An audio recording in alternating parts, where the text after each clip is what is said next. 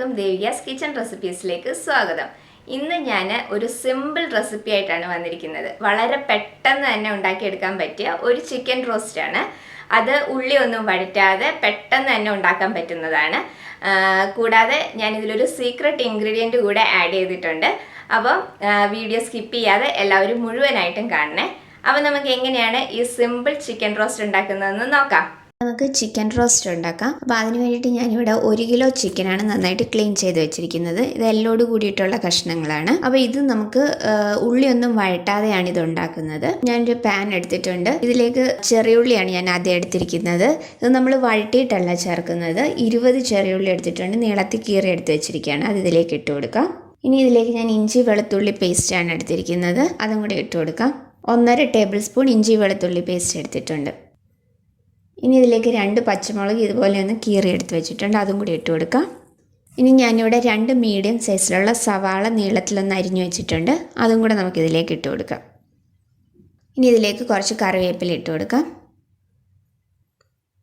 ഇനി ഇതിലേക്ക് ഞാൻ മീഡിയം സൈസിലുള്ള ഒരു തക്കാളി എടുത്തിട്ടുണ്ട്, അതും കൂടെ നമുക്കിതിലേക്ക് ഇട്ട് കൊടുക്കാം.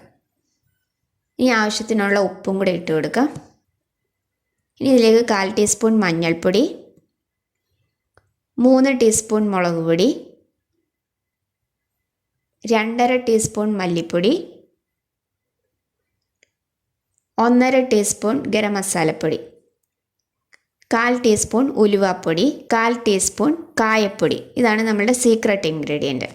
അപ്പോൾ ഇത് ഇത്രയും കൂടി ഇട്ടിട്ട് നമുക്ക് കൈ വെച്ച് നന്നായിട്ട് ഇതൊന്ന് മിക്സ് ചെയ്തെടുക്കാം. നമ്മളിത് വഴട്ടിയിട്ടല്ല എടുക്കുന്നത്. അപ്പോൾ ഇതുപോലെ നന്നായിട്ടൊന്ന് മിക്സ് ചെയ്തെടുത്താൽ മതി. അപ്പം ഉലുവാപ്പൊടിയും കായപ്പൊടിയും 1/4 ടീസ്പൂണിൽ കൂടാൻ പാടില്ല. 1/4 ടീസ്പൂണിൽ കൂടി കഴിഞ്ഞ് കഴിഞ്ഞാൽ ഇതിൻ്റെ ടേസ്റ്റ് മാറിപ്പോകും. അപ്പോൾ ഇത് ചേർത്തിട്ട് ഉണ്ടാക്കിയിട്ടില്ലാത്തവർ ഇതുപോലെ ഒന്ന് ട്രൈ ചെയ്ത് നോക്കണം. നമുക്കിപ്പോൾ ഇതിലേക്ക് എണ്ണയൊന്നും ചേർക്കണ്ട. ഇനി നമുക്കിതിലേക്ക് ക്ലീൻ ചെയ്ത് വെച്ചിരിക്കുന്ന ഈ ചിക്കനും കൂടെ ഇട്ട് കൊടുക്കാം.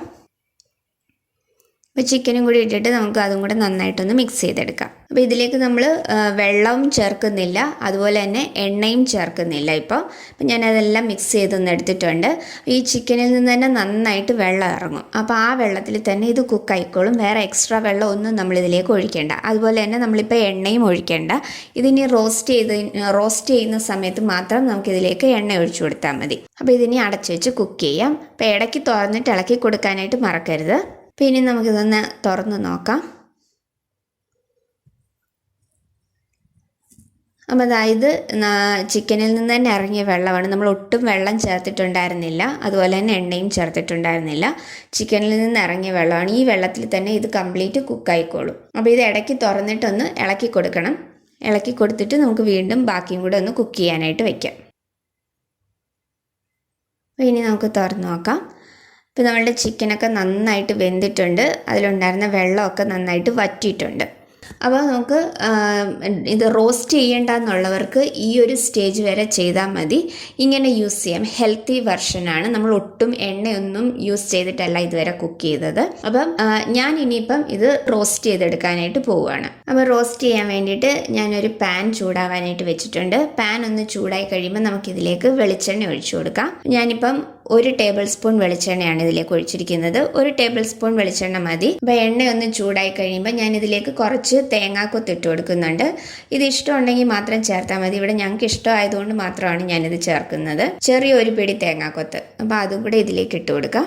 അപ്പോൾ ഇത് ഒരുപാടങ്ങ് ബ്രൗൺ കളർ ആവുന്നത് വരെ ഒന്നും നമുക്ക് വഴട്ടിയെടുക്കേണ്ട. ചെറുതായിട്ടൊന്ന് മൂത്ത് വന്നാൽ മാത്രം മതി. ഇതിലേക്ക് കുറച്ച് കറിവേപ്പിലയും കൂടി ഇട്ട് കൊടുക്കാം. അപ്പോൾ തേങ്ങ ചെറുതായിട്ടൊന്ന് മൂത്ത് വന്നു കഴിയുമ്പോൾ നമ്മൾ കുക്ക് ചെയ്ത് വെച്ചിരിക്കുന്ന ചിക്കനും കൂടെ ഇതിലേക്ക് ഇട്ട് കൊടുക്കാം. അപ്പോൾ നമ്മുടെ തേങ്ങ ചെറുതായിട്ടൊന്ന് മൂത്ത് വന്നിട്ടുണ്ട്. ഇനി നമ്മൾ കുക്ക് ചെയ്ത് വെച്ചിരിക്കുന്ന ചിക്കൻ ഇതിലേക്ക് ഇട്ട് കൊടുക്കാം. അപ്പോൾ ചിക്കനെല്ലാം ഇതിലേക്ക് ഇട്ട് കൊടുത്തിട്ടുണ്ട്. അപ്പോൾ ഇതിനി നന്നായിട്ട് ഒന്ന് എല്ലാം കൂടെ ഒന്ന് ഇളക്കിയതിന് ശേഷം മിക്സ് ചെയ്ത് നമുക്കിത് റോസ്റ്റ് ചെയ്തെടുക്കാം. അപ്പോൾ ഇത് എത്രത്തോളം റോസ്റ്റ് ചെയ്യണമെന്നുള്ളതൊക്കെ നമ്മളുടെ ഓരോരുത്തരുടെ ഇഷ്ടമാണ്. ഇടയ്ക്കിടയ്ക്ക് ഇളക്കി കൊടുത്ത് റോസ്റ്റ് ചെയ്തെടുത്താൽ മതി. അപ്പോൾ ഇനി ഞാൻ ഇതിലേക്ക് 1/2 ടീസ്പൂൺ കുരുമുളക് പൊടിയും കൂടെ ചേർത്ത് കൊടുക്കുന്നുണ്ട്.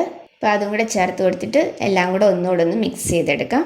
അപ്പോൾ ഇത്രയും മാത്രം റോസ്റ്റ് ചെയ്താൽ മതി എന്നുള്ളവർക്ക് ഈ ഒരു സ്റ്റേജിൽ ഇത് ഓഫ് ചെയ്യാം. ഞാൻ പക്ഷെ കുറച്ചും കൂടെ ഒന്ന് റോസ്റ്റ് ചെയ്തെടുക്കുന്നുണ്ട്. അപ്പോൾ ഇടയ്ക്കിടയ്ക്ക് നമ്മളൊന്ന് ഇളക്കി കൊടുത്ത് ഒന്ന് റോസ്റ്റ് ചെയ്തെടുത്താൽ മതി. ഇത് നമ്മൾ ഉള്ളിയൊന്നും വഴട്ടാതെ വളരെ സിമ്പിളായിട്ട് എളുപ്പത്തിൽ എടുക്കാൻ പറ്റുന്ന ഒരു ചിക്കൻ റോസ്റ്റാണ്. നല്ല ടേസ്റ്റി ആയിട്ടുള്ളതാണ്. ചപ്പാത്തിയുടെ കൂടെ അതുപോലെ റൈസിൻ്റെ കൂടെ എല്ലാം കഴിക്കാൻ നല്ല ടേസ്റ്റാണ് ഇതിന്. അപ്പോൾ കായപ്പൊടി ചേർത്തിട്ട് ഇതുവരെ ഉണ്ടാക്കിയിട്ടില്ലാത്തവർ അതുപോലെ ഒന്ന് ട്രൈ ചെയ്ത് നോക്കണം. നല്ല ടേസ്റ്റാണ് അതും കൂടെ ചേർക്കുമ്പോൾ. അപ്പം ഞാൻ ഈ സ്റ്റേജിൽ ഇത് ഓഫ് ചെയ്യാണ്. അപ്പോൾ ഇത്രയേ ഉള്ളൂ നമ്മുടെ ചിക്കൻ റോസ്റ്റ്. നല്ല ഈസി ആയിട്ട് ഉണ്ടാക്കിയെടുക്കാൻ പറ്റിയതാണ്. സവാളയൊന്നും വഴട്ടാതെ പെട്ടെന്ന് തന്നെ ഉണ്ടാക്കിയെടുക്കാൻ പറ്റിയാണ്. നല്ല ടേസ്റ്റി ആയിട്ടുള്ളതാണ്. അപ്പോൾ എല്ലാവരും ഇതൊന്ന് ട്രൈ ചെയ്ത് നോക്കണം. ട്രൈ ചെയ്തിട്ട് നിങ്ങളുടെ അഭിപ്രായം എനിക്ക് കമൻസിലൂടെ അറിയിക്കണം. വീഡിയോ ഇഷ്ടമായിട്ടുണ്ടെങ്കിൽ ലൈക്ക് ചെയ്യാനും ഷെയർ ചെയ്യാനും സബ്സ്ക്രൈബ് ചെയ്യാനും മറക്കരുത്. അടുത്ത വീഡിയോയിൽ വേറൊരു നല്ല റെസിപ്പി ആയിട്ട് കാണാം. താങ്ക്